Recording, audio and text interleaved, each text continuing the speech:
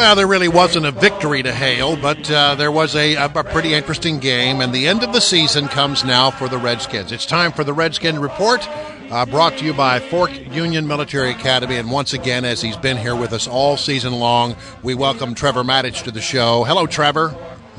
Good morning, Brian. Well, look, I mean, I thought they started out looking really, really good. I thought they had momentum. They looked pretty sharp. They were aggressive. They had the Packers against the ropes, and then it just sort of faded. I'm not sure whether the Redskins faded or the Packers just got better. What's your sense of it? I think the Packers got better. I think what happened was the Redskins didn't beat a team with the winning record all season. The best teams that they played finished with a 500 record.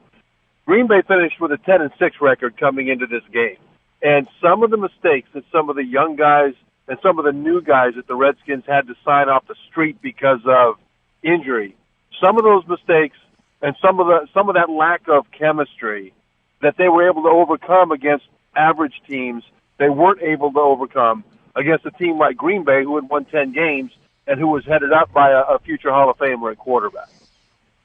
And, you know, you talk about momentum so much in a game, Trevor, and it looked like in the early going, the momentum was on the Redskins' side. I mean, they were up 11-0. Should have been more. First, really quickly, before I go through that, the Dashon Jackson touchdown that ended up not being a touchdown. First of all, should he have put his shoulder down and just plowed into the end zone there instead of try to, fancy footwork in the corner by the pylon? What I thought he should have done was tuck that ball in tight when he was heading towards the goal line and there was a defender approaching. Yeah. Instead, he had the ball in his right hand, and he put that right hand out to the side with the football. That could have been slapped out of there to start with.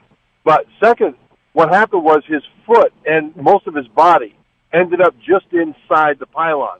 But the ball, because he held it out to his right, was still in the field of play, and it went out of bounds before it reached the goal line. And so that's why that ended up being not a touchdown. Now, it was a 4-point swing because for some reason, they couldn't punch it in from the half-yard line. But on the scoreboard, it doesn't make a difference. But what about momentum on the sideline as a player when you have a touchdown and then it ends up being a field goal?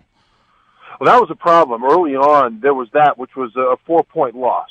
I thought if he had just tucked the ball against his body, that it would have cleared the plane and it would have been a touchdown. I mean, forget putting his head down and pile driving his way like a fullback if he just would have tucked it. But then they missed and what happened was they ended up, instead of scoring a touchdown, they had the ball on the 1-yard line, ended up having to kick a field goal. Then they scored a touchdown, but they missed the PAT, the point after touchdown.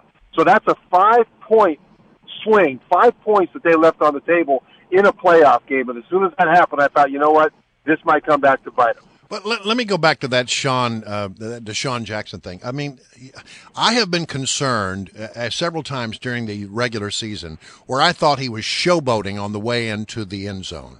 And this sort of, to me, smacked of that as well. It looked like that to me as well, Brian. It did, because it looked like showboating.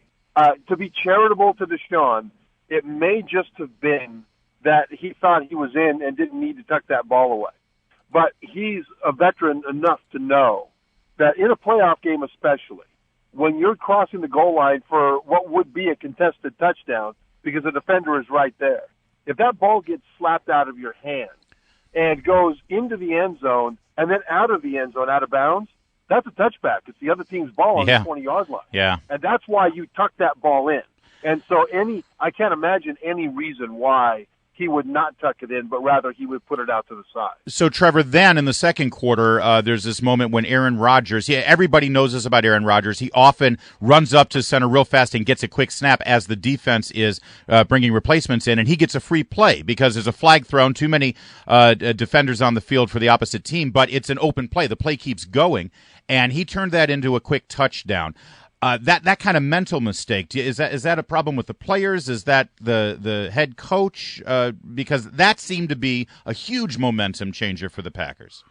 Right. Well, first of all, they weren't set, and the officials made a mistake. It should have been a illegal procedure on the offense on that play, because you have to be set for a full second before you can snap the ball, and they were not. Okay. But Green Bay did a good job of changing up their pace. In other words, They started out by going a normal pace on offense, huddle up, etc. But then they would vary it, and sometimes they come right to the line and snap it quickly. And the Redskins were caught off guard a couple of times. Mm-hmm. All right, so let's look forward because, it is what it is, and it was a better season than many people expected. I feel pretty good about the prospects of this team going forward. I think we're in a good place to have a great season next year. Yeah, when you look at how the Redskins had to go through this season, I think their general manager, Scott McCloughan, should be the executive of the year. It's not just because of the players that he brought in through free agency and the draft, but there were epic injuries, especially on defense. And he signed a lot of guys off the street that came in and performed roles at a very high level. Others came in and played pretty well, but at times they struggled. And they had to move some offensive guys over to defense, especially Quentin Dunbar, from receiver to defensive back. Right. And they were never able to really put together a complete secondary because of that. They lost some key defensive linemen, especially Stephen Paya. Right. Who was on injured reserve for this game against Green Bay, and that hurt. And when you look at those injuries and the fact that the Redskins were still able to win 9 games and win the division, that should give a lot of hope to Redskins fans, because if they have an even break with injuries, imagine what they could do. I also noticed that RG3 was sort of shaking hands and saying goodbye to a lot of people on the sidelines last night.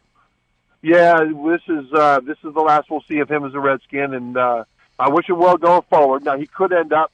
There's a lot of places he could end up because there are a lot of teams that are in quarterback wilderness right now. Houston showed us in the playoffs that they desperately need a quarterback, and that's a place that he'll certainly consider. Okay. Well, listen, we got to leave it there, but thank you so much for all of your work this season. We greatly appreciate it. You guys, I really appreciate coming on with you. Thank you so much. And the Redskins Report with Trevor Matich is brought to you by Fork Union Military Academy.